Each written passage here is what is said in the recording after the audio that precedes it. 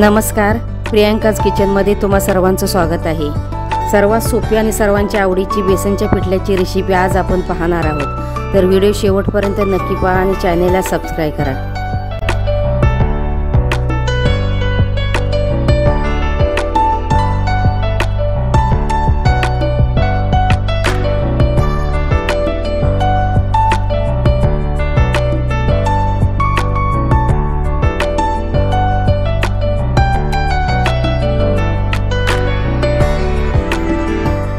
आज मी तुम्हाला खमंग असं बेसनचं पिठलं करून दाखवणार आहे।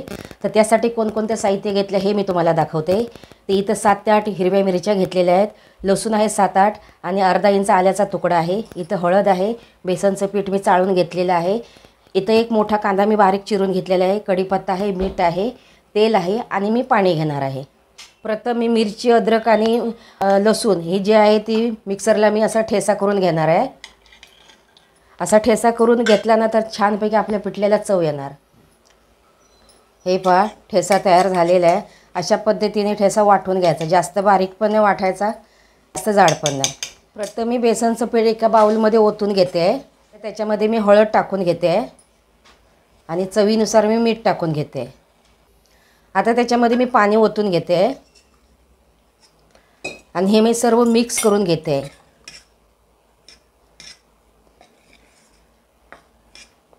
एकदम पातळ असं मिश्रण तयार करायचं।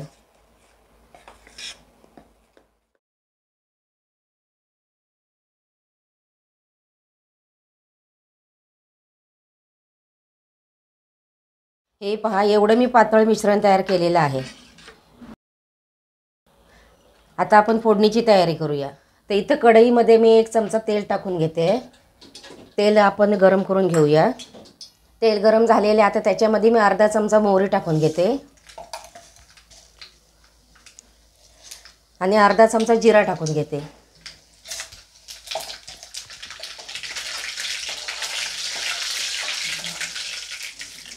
आणि इथे मी जो ठेचा बनवून घेतला होता तोही टाकून घेते।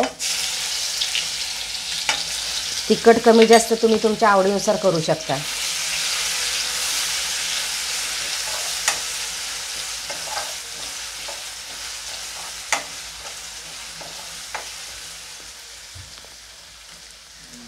आता इथे मी कांदा आणि कढीपत्ता टाकून घेते।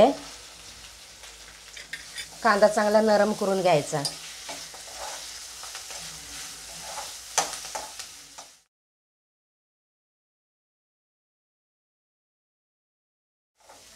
कांदा चांगला नरम झालेला आहे।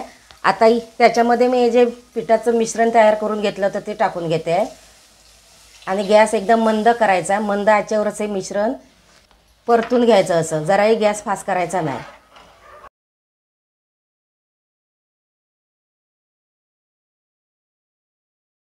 पिठलं आता घट होत आलेलं आहे।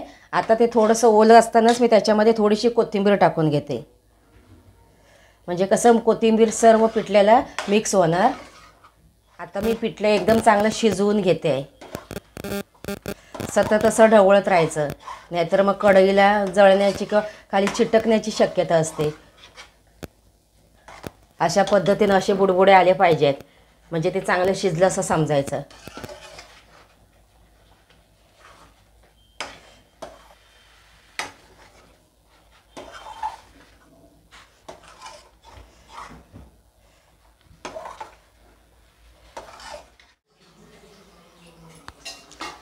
गरमागरम बेसनचं पिठलं खायला तयार आहे।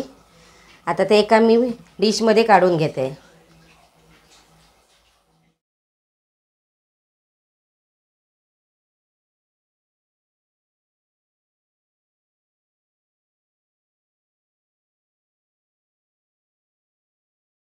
चविष्ट बेसनचं पिठलं खायला तयार आहे। तुम्ही पण अशाच पद्धतीने बनवून पहा। हे पिठलं तुम्ही टिफिनमध्ये सुद्धा बनवू शकता।